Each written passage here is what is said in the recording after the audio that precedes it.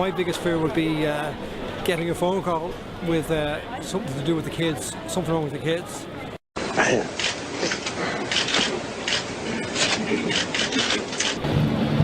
My biggest fear is little girls in white dresses, like from The Shining. Hello, Danny. Come and play with us. Biggest fear is moths. Being covered by lots and lots of moths. That while the markings appear to be unprethes are actually present times of the year but in very small. Probably drowning or something like that. Drowning? Yeah. Neither left nor right. He remains in the... It's a mix between great white sharks and alligators. Horrifying fashion by a giant saltwater. I was phobic about dogs. My biggest fear would be being eaten alive by a great white shark. Half of Eric's body. Like a jaw-sized shark. Heights. My biggest fear is helplessness. To see someone getting hurt or something like that and to not be able to do anything about it. I think that's pretty scary. I guess that would be my parents dying. Fear is the expectation or the anticipation of possible harm. When you learn to fear something, you are learning to fear something that triggers the actual threat or that signals that the actual threat is impending. The body is highly sensitive to the possibility of threat, and so there's multiple pathways that bring that fear information into your brain. So let's say that you're alone in your house at night, it's dark, and you hear a crash. The nerves in your ears that transduce that sound is the first part of the nervous system in action. That signal is relayed to the thalamus, which is the sort of relay station in the middle of your brain, and then directly to the amygdala via this sort of rough and ready route. The amygdala is such a critical component of the fear response because it releases several key neurotransmitters in the body. Neurotransmitters are chemicals that nerve cells in the brain known as neurons use to communicate with each other in the nervous system. The most important neurotransmitter in the fear response is called glutamate. And the actions of glutamate in the amygdala in response to the fearful thing that you've heard set off this cascade of other responses. The information is relayed both to a region called periaqueductal gray, which is deep in the recesses of the very ancient brain. And that's the region that is responsible for two classic fear behaviors, one of which is freezing, and the other one of which is jumping. So because it's such an ancient part of the brain, these are actually quite difficult responses to control. The information is also relayed to a region called the hypothalamus, and that is a region that controls the autonomic nervous system, which part of which is what people know as the fight or flight branch of the nervous system, or a sympathetic nervous system. And that controls all these other body responses that we think of as related to fear, like heart rate going up, blood pressure going up, etc. What happens when the hypothalamus sends the signal down into the body that something scary has happened via the autonomic nerves? It goes to the adrenal glands, and they pump out both cortisol and adrenaline. The fear response is key to our survival. Without it, imminent danger might go unnoticed, failing to launch the fight or flight response that could save us from harm. The fear response leads to a release of adrenaline, which gives our body an extra jolt of energy and an increased heart rate, blood pressure, and respiratory rate. It also releases glucose into the bloodstream, giving you an extra boost in case you need to get the heck out of there. Next, cortisol keeps the sympathetic nervous system up and running. This system is responsible for the fight or flight response, sustaining that heightened sense of energy and alertness received from the adrenaline rush. The stages of the fear response that are mediated by these structures are, at low levels, the initial response to hearing something scary is usually vigilance and freezing. And there's an evolutionary reason for this, which is that movement will often release predatory attacks and predators. If your nervous system figures out that something really bad is actually happening and you need to get out of there, it ramps up the fear response and you move into flight, so getting out of there. The final response that you might see in a frightened animal or person, if the threat is so close you can no longer flee, it's fighting. If more detailed processing by the brain determines that what has happened isn't actually that scary, it downregulates the amygdala response, and the parasympathetic nervous system, which is kind of the sort of opposite side of the autonomic nervous system, helps to bring your body back to resting state.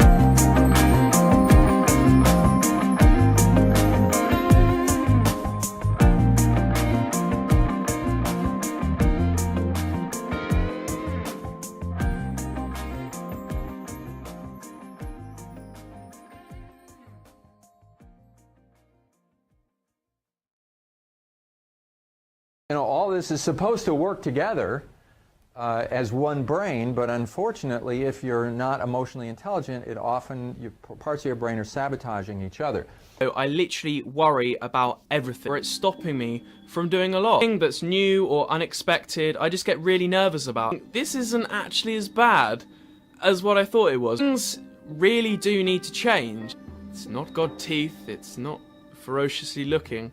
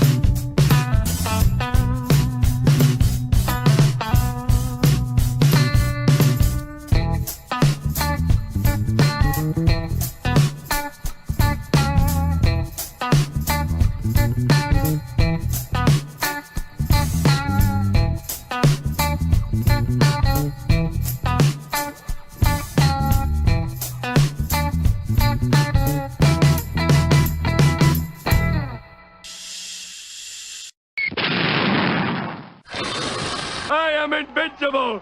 Invincible! You're out!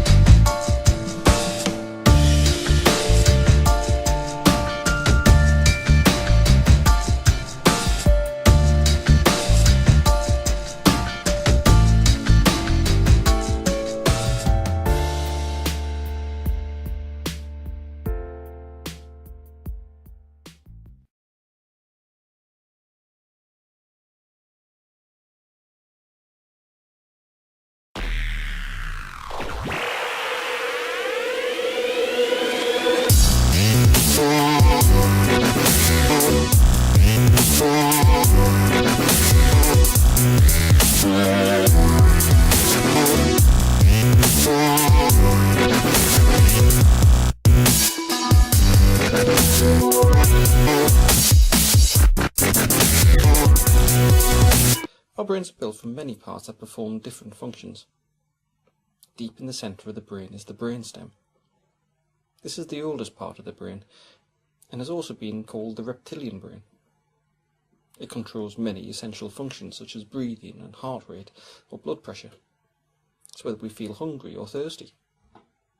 It's also the seat of our most fundamental emotions: happiness or sadness, fear and love or hate.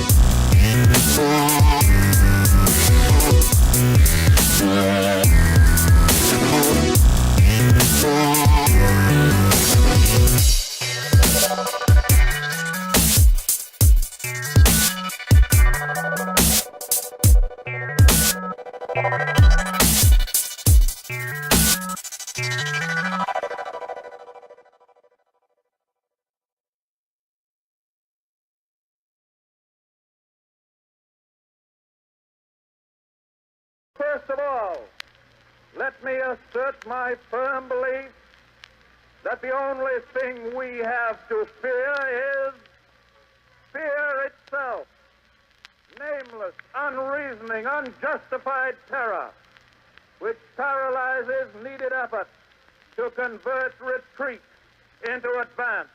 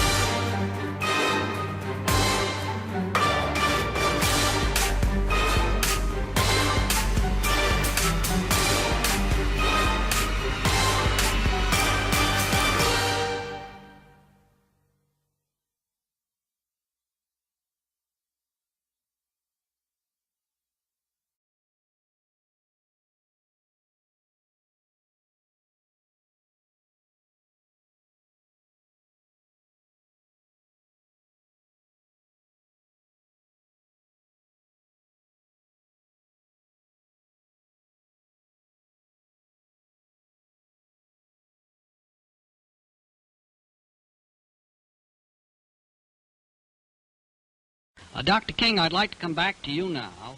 The Superintendent of Police of Chicago, Mr. O.W. Wilson, said the other day that your civil rights tactics have aroused hatred among Chicago white residents and are hampering the Negro's progress. What's your answer to that? Well, my answer is that this is totally erroneous. Our civil rights efforts have not aroused hatred. They have revealed hatred that already existed.